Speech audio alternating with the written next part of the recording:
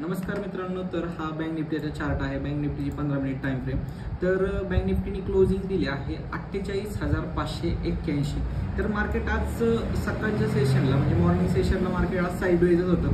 त्याच्यानंतर आपल्याला 48,556 त्याची लेवल ब्रेक झाल्यानंतर एक आपल्याला नवीन हाय बघायला मिळालेला आहे आणि तिथूनच मार्केट असं रिव्हर्सल एक डाऊनफॉल आला आणि त्याच लेवलमध्ये मार्केट आज क्लोजिंग दिलं आहे.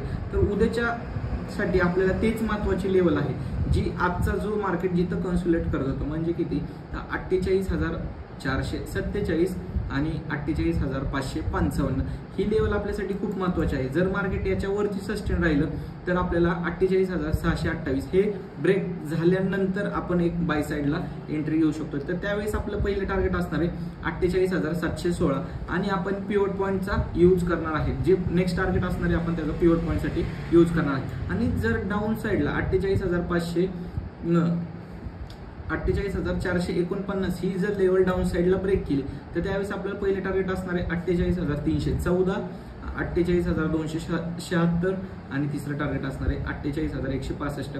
वन डे टाइम फ्रेमला तुम्ही जर बघितलं तर डोजी कॅन्डल बनताना दिसलेली आहे आपल्याला.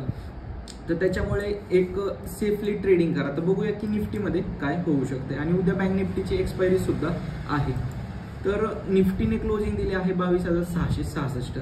तर ऑल टाइम हाय पशी निफ्टीने नवीन एक ऑल टाइम हाय क्रिएट केला 22,696 म्हणजे जवळपास 22,700च्या आसपास.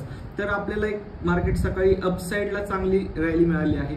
उद्यासाठी आपल्याला ह्याच लेवल आहे म्हणजे जिथून मार्केट आज रिव्हर्सल झालं म्हणजे 22,637 या लेवल पासून एक सपोर्ट घेतला तर आपण एक पहिलं टार्गेट अपसाईडसाठी 22,696 ठेवू शकतो. आणि त्याच्यानंतर जे वरचे टार्गेट्स असणार आहेत त्यासाठी आपण पिवट पॉईंटचा यूज करणार.